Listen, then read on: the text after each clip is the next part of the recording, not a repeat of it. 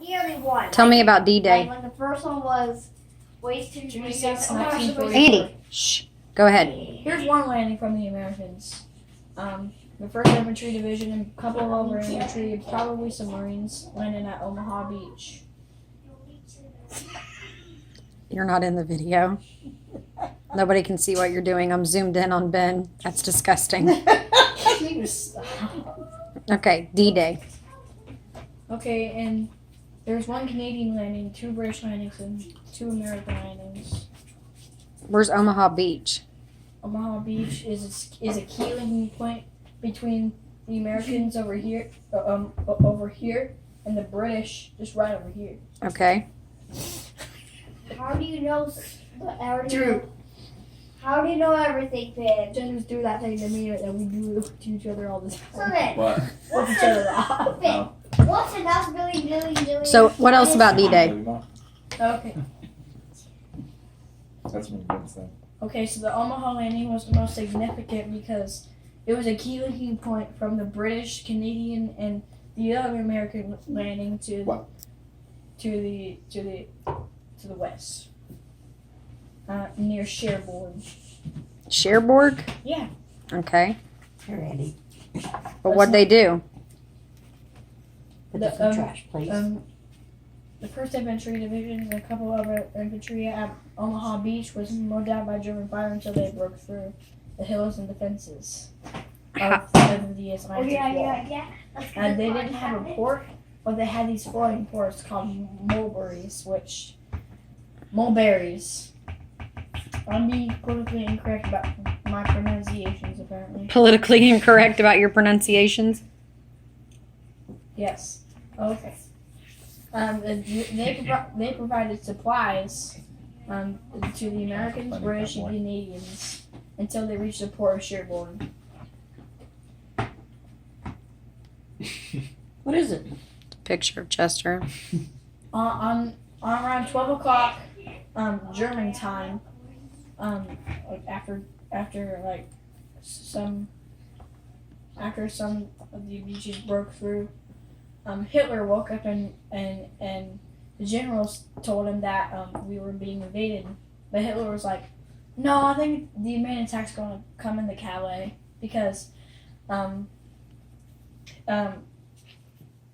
main key from the Allies was to keep the main landing area secret from Germany, and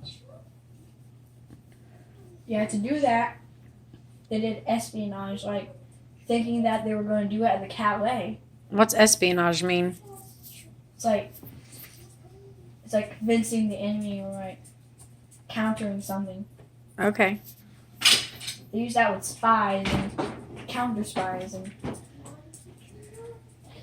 Is a counter spy like spy versus spy? No, it's like it's like a spy that speaks the native language of the country, and works for the enemy, and also actually works for the Allies and the Allies they work with. Galloway. He's not in the way. You can get this without pickles. So the Germans think we were going to land at the Calais, but they were wrong. What's the Calais? The part of Calais, like Dunkirk and the city of Calais. Oh. Right off the just about 100 miles from Dover. Colorado? Germany.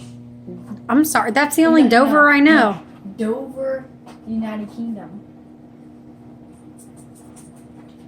Oh. So. Please. And there was a fake army station there, also.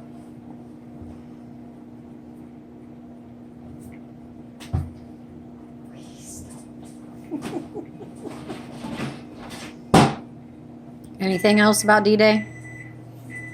Yes, the Americans successfully broke through, and the Americans, and now the French resistance and some Canadians and British moved and surrounded the German troops at Cherbourg, and captured them as prisoners. And the Americans found a break in the German front lines and advanced deep into France, capturing Brittany and soon They captured Brittany? yeah, and that was a thing in France. Was it really? Yeah. What's Brittany? We captured our stepmom? I never captured our stepmom. Brittany. So they captured Brittany and the cities surrounding it, and then eventually sustained a huge beachhead, sent a bunch of soldiers there, and Beachhead. I think that's rude. I apologize. I'm listening. I apologize. I'm sorry. Did they take over France with force? Yes, they did, and the Germans retreated with confusion. No, did the Germans take over France with force? Yes. Yes. Okay. So, the German plan was called Volgeld. It was to invade the Netherlands, Belgium, and Luxembourg. For the main force in southern southern Belgium and Luxembourg, because they wanted to get through the impassable Ardennes forest and wanted to surround the Allied forces near Dunkirk, in which they did. Which countries did they take without force? The countries they took with force, No, without force. without force, Mhm. Czechoslovakia and Austria. How'd they take them without force? What about Portugal? Portugal wasn't in the war, and neither was Spain. And Spain had a civil war 2 years earlier. No. Why? 1 year earlier. It's because in 1936, in the summer, the communists won the election. Won the election ask in you Spain. something. And then the nationalists rose up in the colonies in Africa, and asked for the Germans to help them across the Mediterranean Sea, just a little gap. So how did they take it over without force? Do you know? Nationalist Spain was in the colonies in Africa, and they asked the Germans for assistance.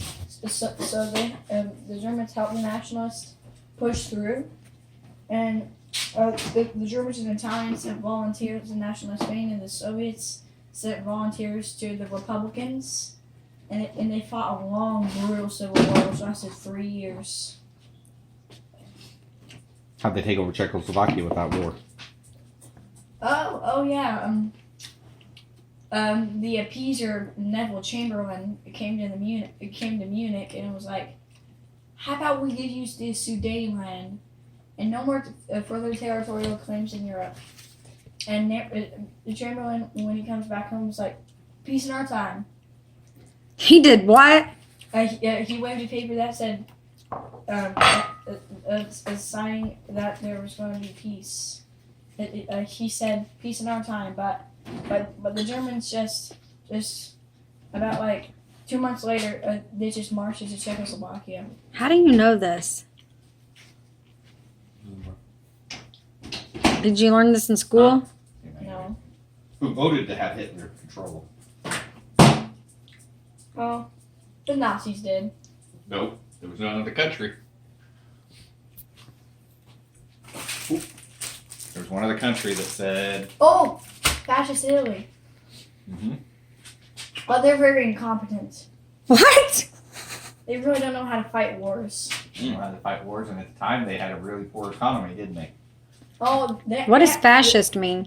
Fascist means it doesn't mean racist, but there's other types of fascism too. But what did you mean whenever you said fascist? They're idiots. Italian fascism is not racist at all, but it just has full control of the government and the political and doesn't have full control of military. That's up to the generals and field marshals. What kind of government should we have, do you think? Democracy. Oh. But we already have. Do we really have a democracy? Oh no, we don't. I can start. I can talk about all day about the electoral college. Now it's rigged. What do you know about electoral college? Yeah, what do you know about the Electoral College? It's all rigged. Yeah. Tell me about it. Our government's a lie. So these are the districts. Districts are very weird. Who are the districts set up by? I think they're set up by the governments. It's like specific streets that are mostly conservative. Well, tell me about it.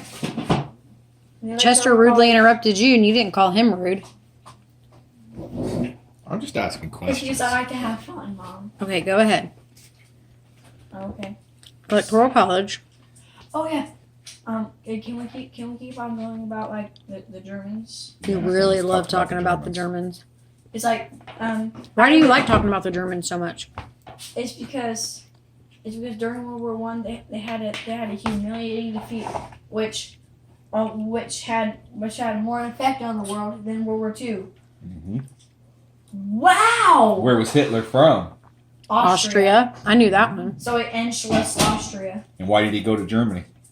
because he wanted to join the military. And the Austrians wouldn't take him. This is easy stuff. This is child's play. No, he was a German. He was a German nationalist, but his dad was a Austrian nationalist. So Hitler just decided to go against whatever his father did. At first, Hitler wanted to be an artist. Why did they say he got his mustache?